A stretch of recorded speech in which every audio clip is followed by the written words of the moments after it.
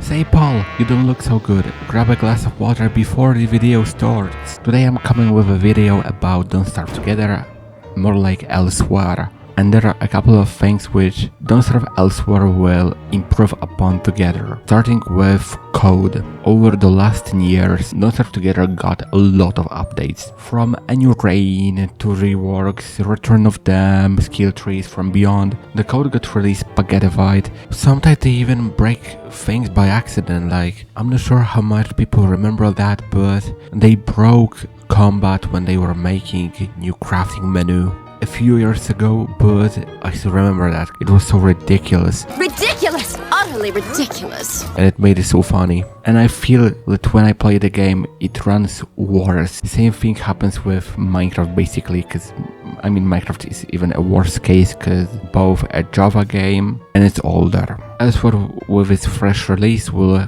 probably work the best it could ever run. Altogether, I think might still get some quality of life updates, because Clay Entertainment mentioned that despite Elsewhere being announced and later will be released, Together will still get updates, which is a really cool thing. It would be really weird if they were like, nah, fuck this game, you guys gotta go better play Elsewhere, we wanna kill this one. Another thing is the engine limitation. In Elsewhere there will be actual 3 dimension, like the world in Together is 3-dimensional, but the game barely even uses it, because mainly it's 2-dimensional. You cannot build up. I mean, theoretically you can, but you gotta exploit a bit walls, sculptures, amulets and depths. While in Elsewhere there will be an actual terrain, there will be mountains, and with it full damage, because in the trailer Wilson fell off the cliff and had even his own quote about landing on his face. Updates overfill the game with content. They added a lot of stuff over the years, mainly content updates, reworks and Treeworks Volume 2, which are basically skill trees. And if I got to the game now, I'm not sure how I would play, because I don't know, it does feel like there's a lot of stuff, and not even mentioning the planar damage that they are added with newer enemies and bosses is probably the worst thing they added in Together. Next thing are caves as a separate world, and it's pretty heavy for the host to hold both servers at the same time.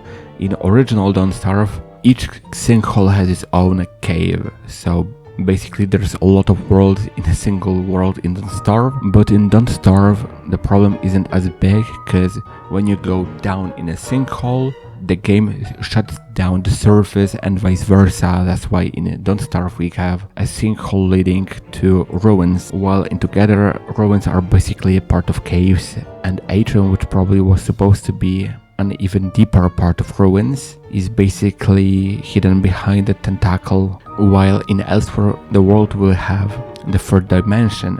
There will be mountains, so caves will be inside those mountains, which is so good. Less loading screens, and I think the game won't be as resource heavy. At least that's how I see it from the more technical point of view. Story is slowly coming to an end. We know what happened with Wagstaff after Sion, after Warbot. He got by Sion, so Old Man is dead. Finally, I hate him so much. Sion is a second lunar boss, but it's basically lunar energy with Wagstaff's tech. So I think that the final shadow boss will be, well, some shadow entity, but with Charlie's twist.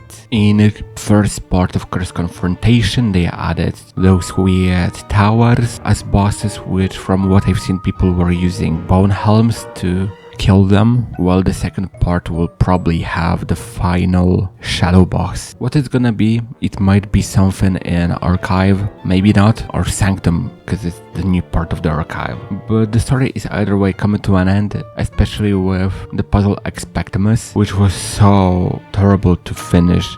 Over the course of Don't Starve Together, they made 3 puzzles. Cyclone, which is basically clicking things on comics. It was pretty fun. Later there was Mifuse, which was... I actually really liked Mifuse, because to make to finish Mythos, you gotta have a friend and do stuff with those weird panels and then put stuff in the chest in ruins. And now we got Expectamus, which explored more of Walkstaff backstory, which I think was really nice, because unlike previous two puzzles, for completing Expectamus, the player gets a new animation for WX, which allows him to detach his head, and body, which is basically an infinite gramophone. Another thing are more complex designs they were adding and colors becoming more vibrant. Original Don't Starve had this subtle grey. It felt a bit desaturated. It wasn't strong, but it was desaturated. I'm not talking now about Shipwreck and Hamlet, because those are different things, but in together, since Turn of Tides, the game became more and more vibrant, and I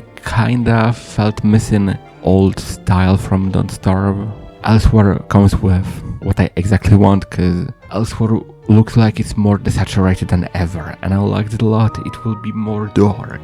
And there's one remaining question about the game. When it will be released? Nobody knows. Probably Clay doesn't know either, but I'm sure the game will be great when it will be released. Let me know what are your thoughts about Elsewhere, and stay hydrated.